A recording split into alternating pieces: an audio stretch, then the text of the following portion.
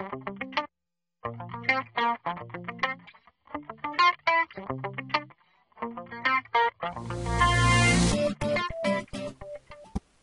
morning, everybody. Welcome to the Trading Market Technicals morning call video for Wednesday, March the 27th. Well, we did get an update yesterday.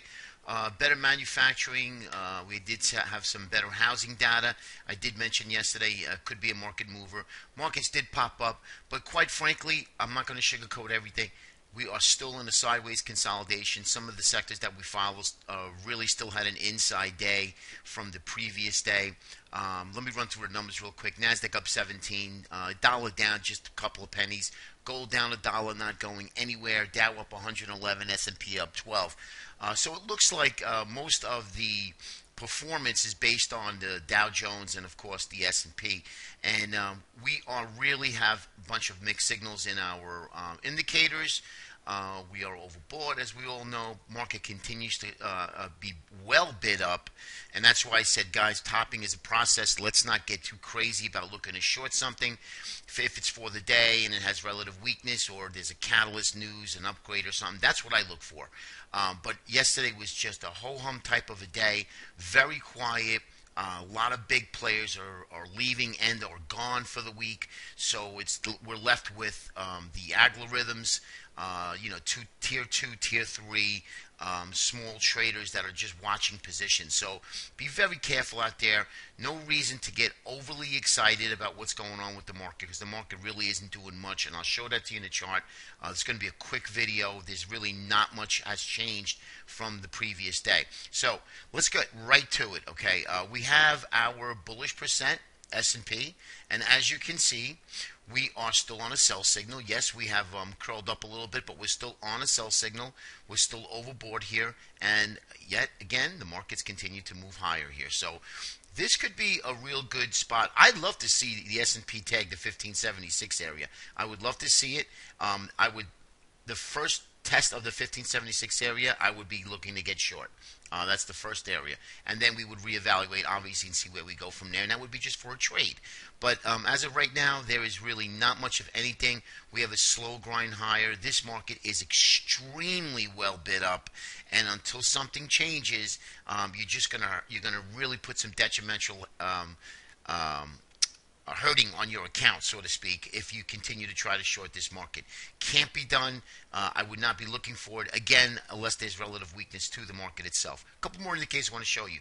As you can see here, we have divergence in our S&P stocks above the 50-day moving average. The indexes are moving higher, but the averages are not, but the stocks are not.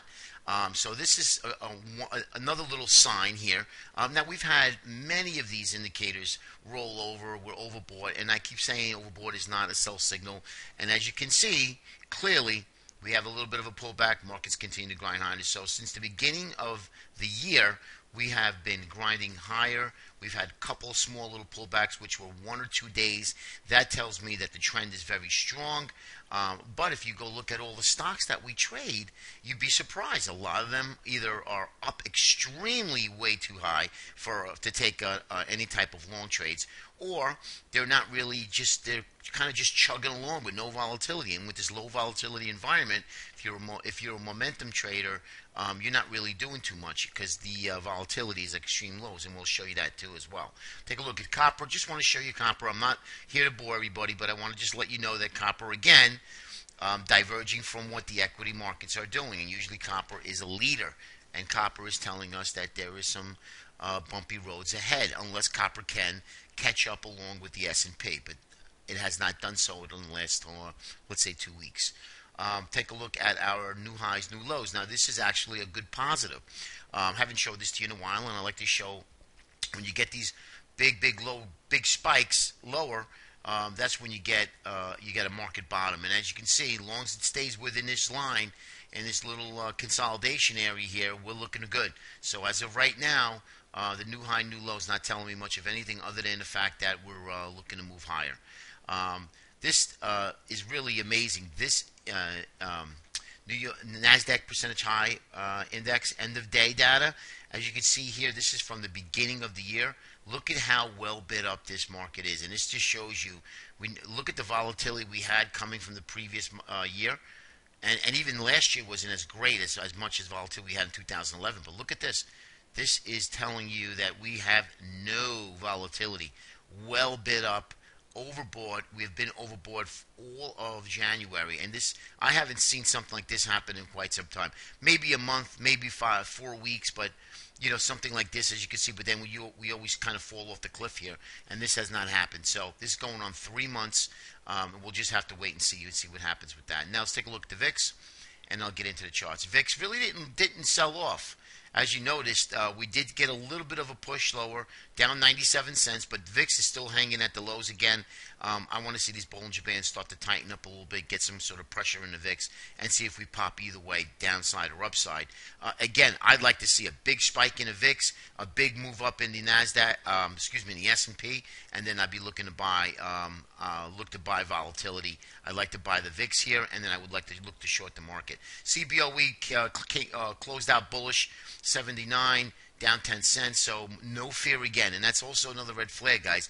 Now, we could be like this for months and months on end, but this is just just letting you know, just to show you where we are with our indicators. Okay, take a look at the. Let's start looking at some of these sectors and the Qs.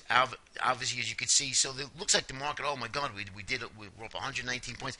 If you look at it, we have gone nowhere. We are back in the inside day from the previous day. We're still within the channel in the Qs, really not doing much of anything.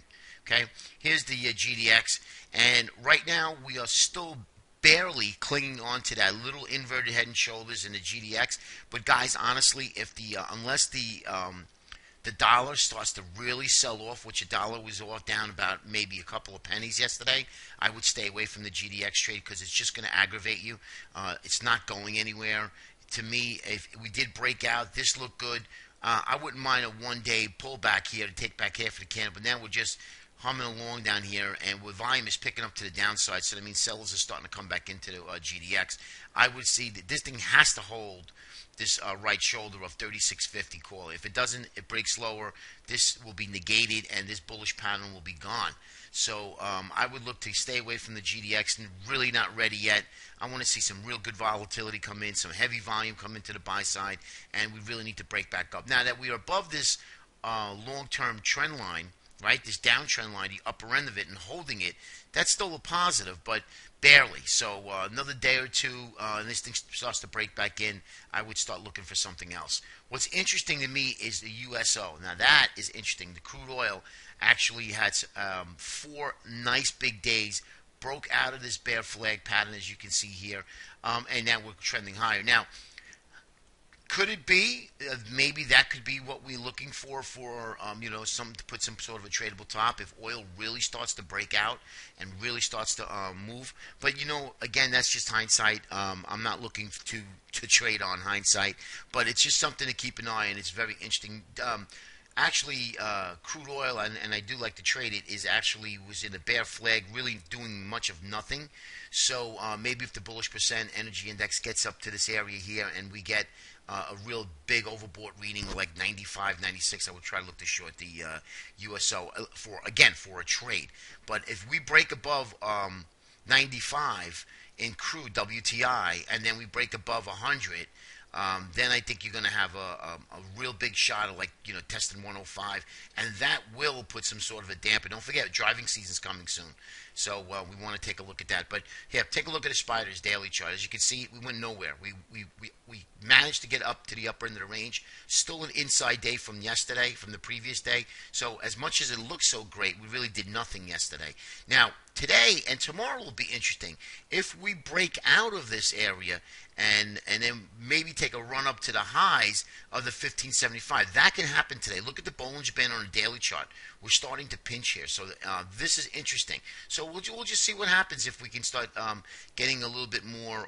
But what's happening, if you look at it, if you are trading during the day, a lot of the long trades you take, you need to give them more room, only because there's a lot more movement within the candle because of the fact that there's no volume, really nothing supporting it, and people are nervous when they're taking these long trades way up here, believe it or not.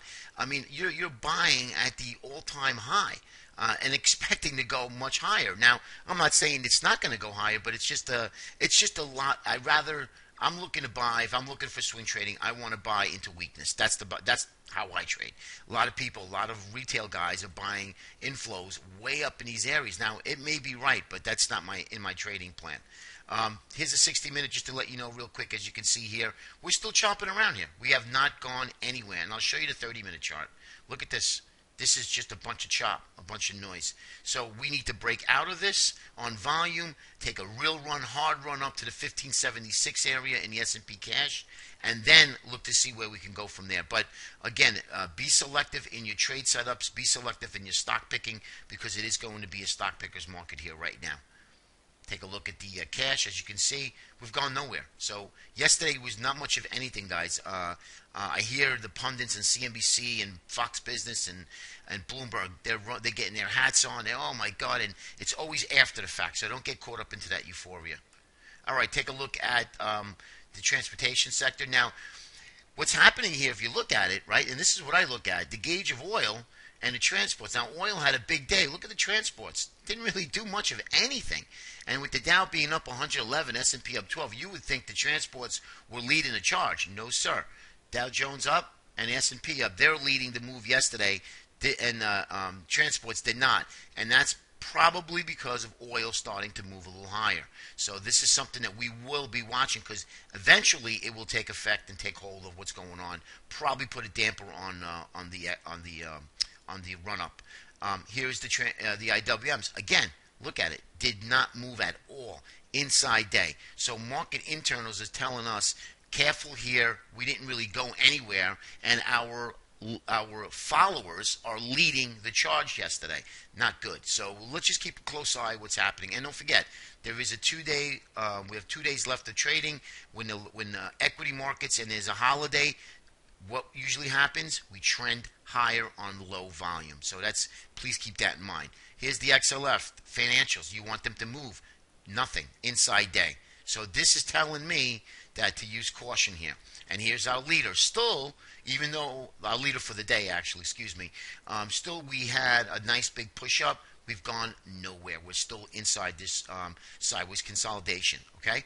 Yes, it is bullish, constructive, but we're still in this. We need to really start to break out and move higher again. And the last chart, guys, is Apple. As you can see, Apple took a break. No big deal. Should be, long as it stays above 450, 440, above the 20-day moving average, then I think that Apple is being constructively bullish. And if we break out of this upper trend line here in red and we can get some volume, then maybe the downside has been alleviated for now, and then Apple can take a run up to the 5 area, the 500 area. All right, guys, play it safe. Be selective here in your trades. We only have a couple of days left. You don't want to get hurt going into the holiday weekend.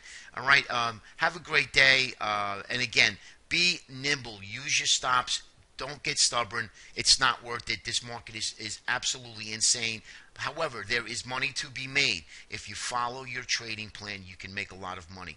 And even though it might not be every day, but if you put money in the bank and you're selective in your trades, when the market gets really busy, which I'm surprised it hasn't as of yet, but I think there's a big move around the corner and volatility will be picking up. It just can't happen for 3-4 months doing absolutely nothing like this. So just be ready, be prepared, because we are and will get busy. Have a great day, everybody. We'll talk to you tomorrow. Take care.